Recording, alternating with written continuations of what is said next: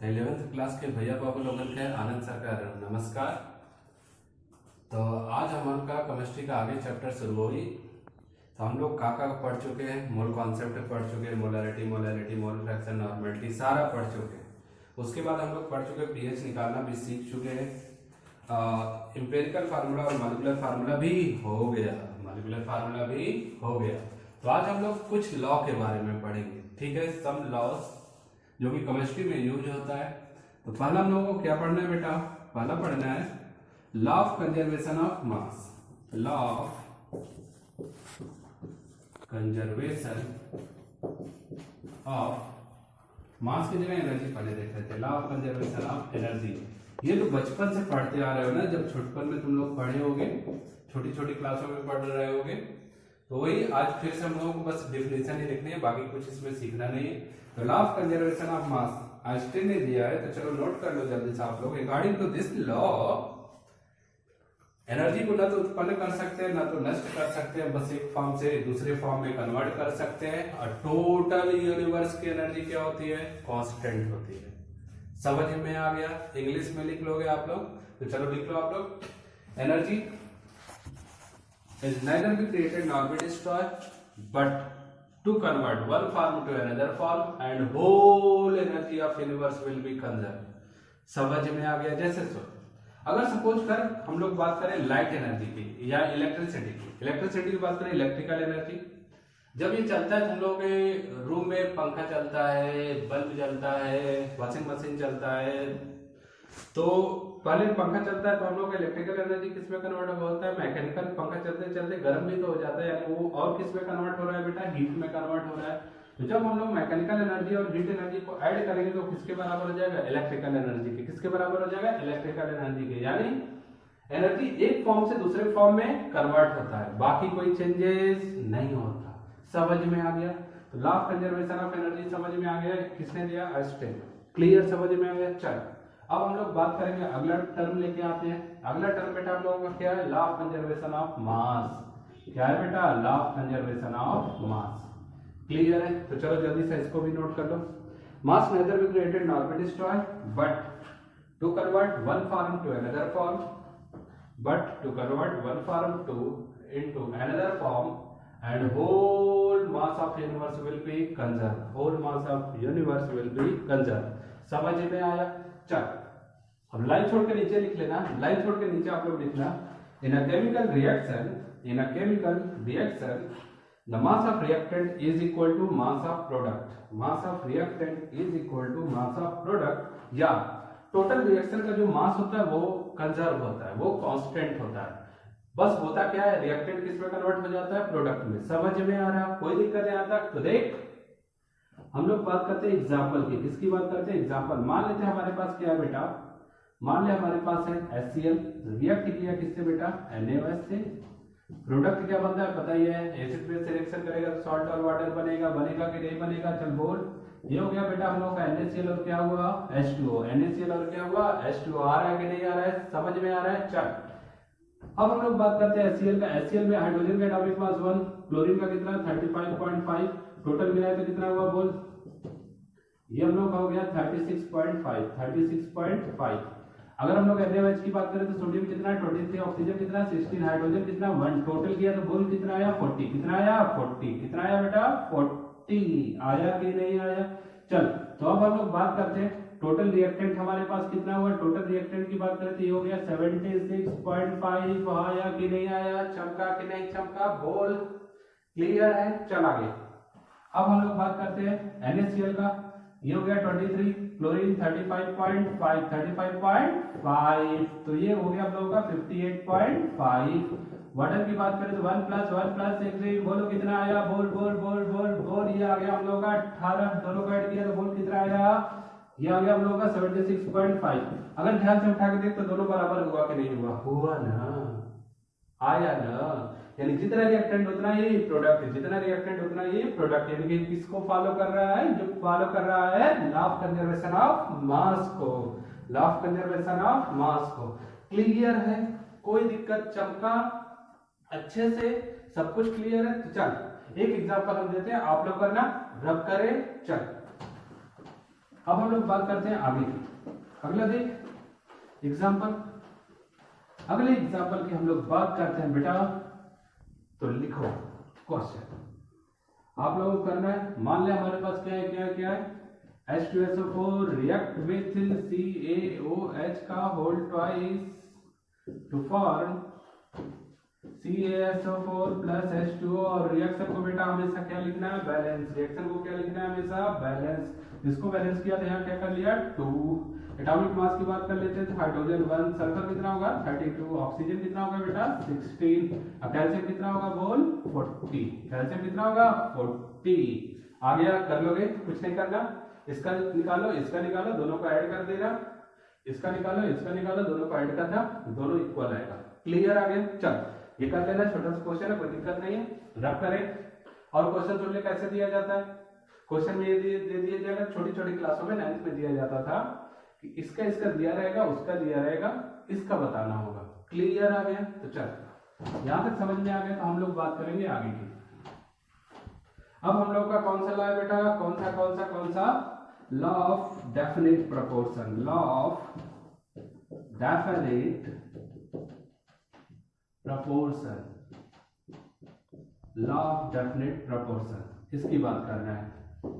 चल ये third law हम लोगों का है, लॉ ऑफ डेफिनेट प्रोपोर्शन। या इसी को क्या कहेंगे हम लोग, या इसी को हम लोग कहते हैं बेटा लॉ ऑफ कांस्टेंट प्रोपोर्शन। नाम ही से लग रहा है कि कुछ ऐसा होने वाला है जो इसमें कांस्टेंट होगा या फिक्स होगा। क्लियर, समझ में आ गया। तो सुनो, लॉ ऑफ डेफिनेट प्रोपोर्शन या लॉ ऑफ कांस्टेंट प्रोपोर्शन ये कहता है, क्या कहता है कि कोई चीज हो सकता है कई सारे सोर्सों से मिले। जैसे वाटर, वाटर कुएं से मिलता है, वाटर अर्थ के अंदर से मिलता है, वाटर सी से मिलता है, वाटर ओशियन से मिलता है, वाटर रेन वाटर, बारिश भी तो होती है, नहीं होती, होती है, बारिश से भी मिलता है। यानी एक ही वाटर के कई सारे सोर्स हैं, लेकिन वाटर में जो रेशियो होता है हाइड्रोजन और ऑक्सीजन का, वो हमेशा सबके लिए कांस्टेंट होता है। क्लियर, समझ में आ गया। यानी ये लॉ कहता है कि कोई भी अगर एक सब्सटेंस मल्टीपल सोर्स से मिलता है तो उनका जो कंस्टिट्यूएंट पार्टिकल्स होता है उसमें हमेशा ratio fix by mass, ratio by mass क्या होता है, हमेशा बेटा फिक्स होता है। क्लियर, समझ में आ गया। तो चलो स्टेटमेंट लिख लो। According to this law, according to this law, कोई भी चीज कई सारे सोर्सों से अगर मिलती हो तो उसमें उसके एटम्स का रेशियो बाय मास हमेशा कांस्टेंट होता है, हमेशा कांस्टेंट होता है, जिसे हम लोग क्या कहेंगे, लॉ ऑफ डेफिनेट प्रोपोर्शन। समझ में आ गया, क्लियर है। इंग्लिश में लिख लोगे तो इंग्लिश में सुन लो आप लोग। A substance is obtained from a multiple sources has fixed ratio by mass in its constituent particles, in its constituent particles। Clear, समझ में आया, कोई दिक्कत। तो एग्जांपल देखो, अगर हम लोग बात करें बेटा वाटर की, H2O की, तो देख H2O कहां से मिलेगा, C से। यही H2O हम लोगों का कहां से मिलेगा, ओशियन से। यही H2O हम लोगों का कहां से मिलेगा बेटा, रेन से। यही H2O हम लोगों का कहां से मिलेगा बेटा, ग्राउंड वाटर, ग्राउंड वाटर।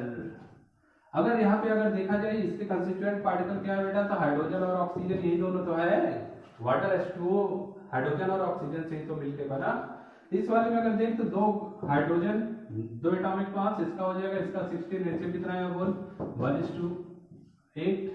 यहाँ पे भी बात करें तो हम लोग 2:16 ही आया, फिर से रेशियो कितना आ गया 1:8।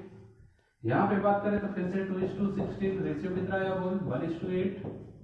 यहाँ पे भी बात करें तो हम लोग का 2:16, रेशियो कितना आया बोल 1:8। अगर ध्यान से दें तो ये सारे रेशियो क्या है, कांस्टेंट है। सारे रेशियो क्या है बेटा, कांस्टेंट। यानी एक कोई भी सब्सटेंस मल्टीपल सोर्सेज से मिलता है तो उसके कंस्टिट्यूएंट पार्टिकल का जो रेशियो आता है वो क्या आता है, कांस्टेंट रेशियो। क्या आता है, कांस्टेंट रेशियो। समझ में आ गया, कोई दिक्कत। एक एग्जांपल और किया जाए, चल जल्दी से स्क्रीन को पास करके नोट करो एग्जांपल। 1 2 3 4 5 हो गया। चल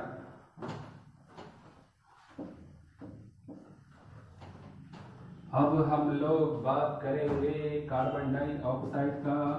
तो कार्बन डाइऑक्साइड कहां से मिलता है, तो रेस्पायरेशन। सबसे पहला रेस्पायरेशन, रेस्पायरेशन से सारे लिविंग थिंग्स कार्बन डाइऑक्साइड देंगे। उसके बाद मोटर गाड़ी, मोटर गाड़ी, उसके बाद किससे, चिमनी से, चिमनी, उसके बाद कोल से कोयला, बर्निंग ऑफ कोयला,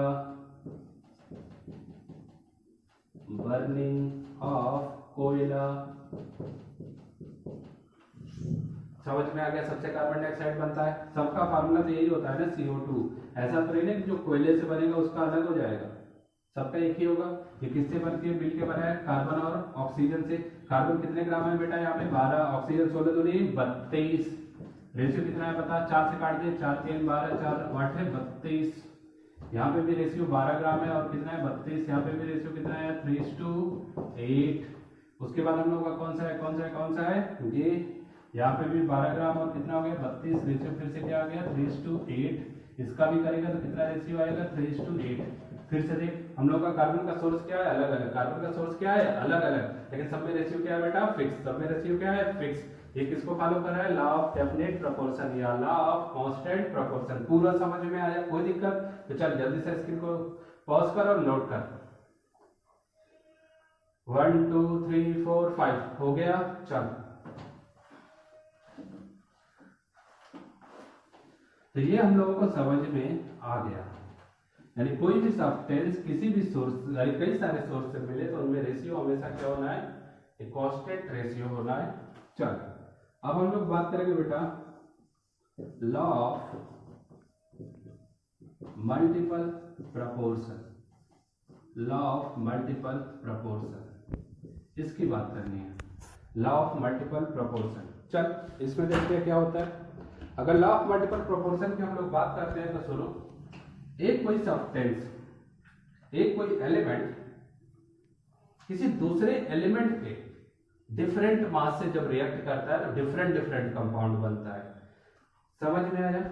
एक किसी एलिमेंट का फिक्स मास दूसरे किसी एलिमेंट के डिफरेंट डिफरेंट मास से रिएक्ट करके डिफरेंट डिफरेंट कंपाउंड बनाता है, तो जो दूसरा वाला डिफरेंट डिफरेंट यूज हुआ है उसका जब रेशियो निकालोगे तो वो एक सिंपल रेशियो आएगा। क्या आएगा? Simple ratio. उसी को हम लोग क्या कहते हैं, law of multiple proportion. Clear? समझ में आया? कोई दिक्कत? तो चलो डेफिनेशन लिख लो, उसके बाद एग्जांपल से समझाते हैं। लिखो, according to this law fixed mass of one element combined with different mass of other element to form different compound in which the ratio by mass of other element has a simple ratio. The ratio by mass of other element has a simple ratio. समझ में आया? यानी एक के fix mass से दूसरे का अलग अलग मास रिएक्शन करेगा, अलग अलग कंपाउंड बनेगा। जो दूसरा वाला एलिमेंट है उसमें जब रेशियो निकालेंगे बाय मास तो क्या होने वाला है, एक सिंपल रेशियो आने वाला है। तो इसी को हम लोग क्या कहेंगे, लॉ ऑफ मल्टीपल प्रोपोर्शन। कुछ फील हुआ? नहीं हुआ तो अब चल एग्जांपल देखते हैं। तो देख, अगर सपोज कर कार्बन से रिएक्शन किया ऑक्सीजन का तो क्या बना, कार्बन डाइऑक्साइड। क्लियर आया? दूसरी बार कार्बन से रिएक्शन कराया ऑक्सीजन का, हम लोग का क्या बना, कार्बन मोनोऑक्साइड। रिएक्शन को थोड़ा सा बैलेंस कर लेते हैं तो यहाँ लिख लेते हैं 1/2, बैलेंस हो गया। एक ही कार्बन ऑक्सीजन से रिएक्शन किया तो एक बार कार्बन डाइऑक्साइड बना, यही कार्बन ऑक्सीजन से रिएक्शन किया तो एक बार क्या बना, कार्बन मोनोऑक्साइड। यहाँ पे एक्सेस में ऑक्सीजन होगा तो कार्बन डाइऑक्साइड बनेगा, लिमिट में होगा तो कार्बन मोनोऑक्साइड बनेगा। समझ में आ रहा? कोई दिक्कत? तो देख, अगर सपोज कर बेटा यहाँ पे ये कार्बन कितने ग्राम है, 12 ग्राम, ऑक्सीजन कितने ग्राम है, 32 ग्राम। थोड़ा रेशियो निकाल लेते हैं तो ये हो गया हम लोगों का 3:8 का रेशियो। जब कार्बन का 3 ग्राम ऑक्सीजन के 8 ग्राम से रिएक्शन करेगा तो क्या बनने वाला है, कार्बन डाइऑक्साइड। क्या बनने वाला है, कार्बन डाइऑक्साइड। या ऐसे कर सकते हैं, जब कार्बन और ऑक्सीजन 3:8 के रेशियो में कंबाइंड होंगे तो क्या बनेगा, कार्बन डाइऑक्साइड। क्लियर? समझ में आया? इसकी बात करते हैं, कार्बन 12 ग्राम आया। ऑक्सीजन की बात करें तो 1/2 इंटू 32 कितना आ गया बेटा, 16 ग्राम। यानी 12 क्या करना है, 16। कितना आ गया, 3:4। जब हम लोगों का कार्बन और ऑक्सीजन कितने रेशियो में कंबाइंड हो, कार्बन और ऑक्सीजन 3:4 के रेशियो में कंबाइंड होगा तो क्या बनेगा, कार्बन मोनोऑक्साइड। क्या बनेगा, कार्बन मोनोऑक्साइड। दोनों समझ में आ रहा है? तो अब ध्यान से देख, इसमें 3 ग्राम, इसमें 3 ग्राम, यानी कार्बन का फिक्स अमाउंट ऑक्सीजन के डिफरेंट डिफरेंट अमाउंट से रिएक्शन किया तो कंपाउंड क्या बना, डिफरेंट डिफरेंट। कंपाउंड क्या बना, डिफरेंट डिफरेंट। तो दूसरा वाला एलिमेंट क्या है, ऑक्सीजन। जब इसके रेशियो बाय मास की वैल्यू निकालेंगे तो क्या आने वाला है, एक सिंपल रेशियो। क्या आने वाला है, एक सिंपल रेशियो। सिंपल रेशियो क्या होता है, 1:2, 2:3, 3:4 ऐसे करके आता है। तो देख हम लोग अब रेशियो निकालते हैं। ऑक्सीजन किसका ले, अभी कार्बन डाइऑक्साइड का लेते हैं। ये CO2 वाला ऑक्सीजन है, कितना मास है इसका बेटा, कितना है कितना है कितना है, 8 ग्राम। कितना है, 8। ये ऑक्सीजन लिया CO वाला, कौन सा ऑक्सीजन है, CO का, कितने ग्राम है हमारे पास, 4। तो अब चल रेशियो निकाल लेते हैं। Oxygen CO2 is to oxygen CO equal to is to कितना आ गया, 4। आंसर कितना है बता, 2:1। ये तो सिंपल रेशियो ही है ना। आ गया समझ में, कोई दिक्कत बेटा, सिंपल रेशियो है, क्लियर समझ में आ रहा है, कोई दिक्कत नहीं समझ में आ रहा है तो एक और एग्जांपल देखते हैं। पूरा अभी तक का क्लियर आया, जल्दी से रब करो स्क्रीन को, अगला एग्जांपल करते हैं और अच्छे से समझ में आ जाएगा। चलो जल्दी करो जल्दी करो, हो गया, रब करें, चलो। ये हम लोग का एक एग्जांपल हो गया बेटा लॉ ऑफ मल्टीपल प्रोपोर्शन का। अगला एग्जांपल की बात करते हैं। चल अगले एग्जांपल की कंडीशन सुनो आप लोग। अब हम लोग ले लेते हैं N2। अगर ऑक्सीजन नाइट्रोजन की बात करें तो नाइट्रोजन ऑक्सीजन से रिएक्शन करके N2O बनता है, NO बनता है, N2O3 बनता है, N2O5 बनता है। ये सारा तो देखा होगा ना, क्लियर है, सारे कंपाउंड देखे होंगे आप लोगों ने। तो चलो सबसे पहले यहाँ पे बात करते हैं। 14 दूनी 28, 28 ग्राम कितने से रिएक्शन किया, 16 से। यहाँ पे देखते हैं तो 14 और 16 14:16 का रेशियो होगा। यहाँ पे देखा जाए तो 14 दूनी 28, 28 ग्राम कितने से रिएक्शन किया, 16 किया 48, इतने से रिएक्शन किया। यहाँ पे बात करते हैं तो ये क्या 28, ये कितना हो गया, 16×5 = 80। क्लियर, सबको समझ में आ रहा है। चल अब क्या करते हैं, कितने से डिवाइड हो जाएगा, 4 से हो जाएगा। हाँ 7:2 कितना आ गया बेटा, 4। ये कितने से हो जाएगा, 4 से हो जाएगा, ये 2 से काट देते हैं तो 7:8। इसको फिर से हम लोग 4 से काट देते हैं तो ये हो गया बेटा हम लोगों का 7:12 12। इसको काट देते हैं 7:20। अगर ध्यान से देख तो 7 ग्राम सब में फिक्स हो गया नाइट्रोजन। ऑक्सीजन का अमाउंट वेरी कर रहा है, वेरी करने के कारण प्रोडक्ट क्या है, डिफरेंट डिफरेंट। प्रोडक्ट क्या है, डिफरेंट डिफरेंट। तो चल रेशियो निकाल लेते हैं। यहाँ पे हम लोगों का 4 ग्राम है ऑक्सीजन, यहाँ पे कितना है, 8 ग्राम है। अब ऑक्सीजन का रेशियो निकालना है। यहाँ पे कितने हैं, 12 ग्राम है, यहाँ पे कितने हैं, 20 ग्राम। कितने से डिवाइड हो जाएगा, सारा 4 से डिवाइड हो जाएगा। तो देख 1:2:3:5। एक सिंपल रेशियो है ना, किसी को कोई दिक्कत समझ में आ रहा है तो ये पूरा लॉ समझ में आ गया, कोई दिक्कत। तो ये लॉ बस इतना सा कहता है कि एक का फिक्स अमाउंट दूसरे के डिफरेंट डिफरेंट अमाउंट से रिएक्ट करके डिफरेंट डिफरेंट कंपाउंड बनाएगा, जिसमें जो दूसरा वाला एलिमेंट है उसका फिक्स रेशियो बाय मास क्या होगा, एक सिंपल रेशियो। एक सिंपल रेशियो समझ में आ गया, क्लियर है। चलो जल्दी से नोट कर लो, फिर अगला लॉ चला जाए। 1 2 3 4 5 हो गया बेटा, चला जाए। चल अब हम लोग का अगला लॉ है क्या, ये देखो अगले लॉ की बात करते हैं हम लोग। तो अगला लॉ है बेटा हम लोगों का गैल-लैक लॉ। गैल-लैक लॉ, ये लॉ क्या कहता है, ये सुनो। ये लॉ कहता है at a constant temperature and pressure, at a constant temperature and pressure, जब 2 या 2 से अधिक गैसें आपस में कंबाइंड होती हैं और जो प्रोडक्ट बनता है वो गैसियस प्रोडक्ट बनता है, यानी रिएक्टेंट भी गैस और प्रोडक्ट भी गैस। तो जो उनमें रेशियो बाय वॉल्यूम होता है वो एक सिंपल रेशियो होता है, वो एक सिंपल रेशियो होता है। समझ में आ रहा है, कोई दिक्कत है यहाँ तक? तो चलो जल्दी से नोट कर लो आप लोग। when two gases combined with each other to form a gaseous product, when two gases combined with each other to form a gaseous product has a simple ratio by volume, has a simple ratio by volume is called Gay-Lussac law। इसमें temperature और pressure क्या रखना है, constant रखना है। Temperature pressure क्या रखना है बेटा, कांस्टेंट। तो जैसे एग्जांपल देख, एग्जांपल की अगर हम लोग बात करते हैं तो हम लोगों का H2 + Cl2 gives out 2HCl। ये भी गैस है, ये भी गैस है, ये भी गैस है। तो देख रेशियो बाय वॉल्यूम की बात करें तो ये कितना, ये अगर हम लोग ले लेते हैं 1 लीटर तो ये भी कितना है बेटा, 1 लीटर है। तो ये कितना हो गया हम लोगों का 2 लीटर, यानी रेशियो कितना आ गया 1:1:2। समझ में आ गया, कोई दिक्कत यहाँ तक? ऐसे ही अगला एग्जांपल देख ले। अगर हम लोग का बात करें CO + O2 gives out CO2, तो यहाँ पे हाफ करना पड़ेगा, यानी 2 कर लेते हैं, ये हो जाएगा, ये 2 कर लेते हैं। तो रेशियो कितना आ गया बेटा, 2 litre 1 litre 2 litre. Simple ratio है ना, कोई दिक्कत यहाँ तक हो जाएगा। तो गैस जला की लास्ट समझ में आ गया। जब हम लोग का कहीं भी दो या दो से अधिक गैसेस आपस में कंबाइंड होते हैं और गैसेस प्रोडक्ट बनता है, तो उनमें हमेशा रेशियो बाई वॉल्यूम क्या होता है, has a simple ratio. Clear आ गया। चल ये भी लॉ हम लोगों का खत्म हो गया, पूरा समझ में आ रहा है, कोई दिक्कत। चल तो लास्ट लॉ आप लोगों के चैप्टर का एक है अवोगाद्रो प्रिंसिपल। क्या बेटा, अवोगाद्रो प्रिंसिपल। तो चलो देख लेते हैं अवोगाद्रो प्रिंसिपल क्या होता है। तो लिखो, अगला हम लोग का है बेटा अवोगाद्रो प्रिंसिपल। नोट करो जल्दी सा। According to this principle, at a constant temperature and pressure, the volume of gas is directly proportional to the number of mole of gas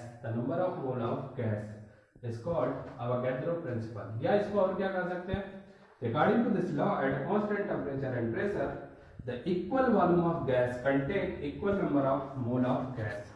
equal volume of gas contain equal number of mole of gas। समझ में आ रहा है, यानी ये law कहता है V directly proportional to N, V directly proportional to N।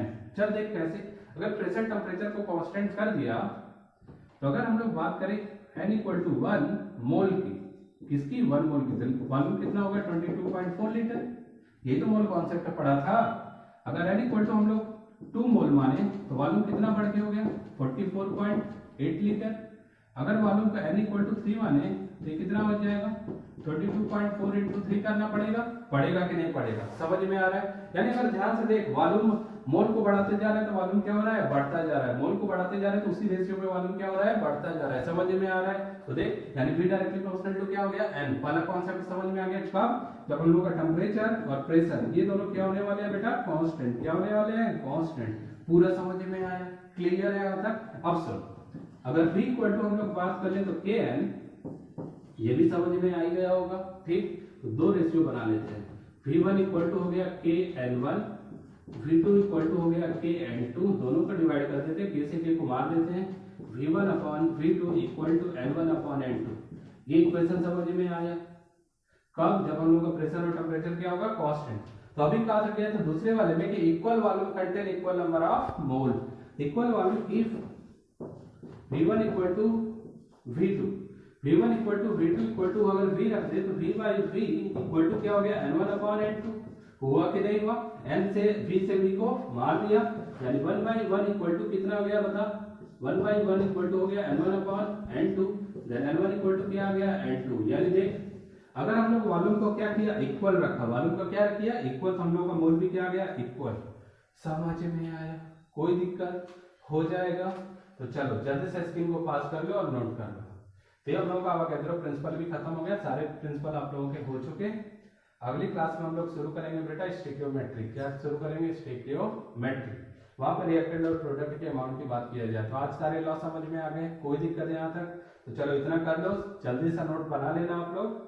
अगली class में शुरू होगा स्टोइकियोमेट्री, कोई दिक्कत। चलो थैंक यू।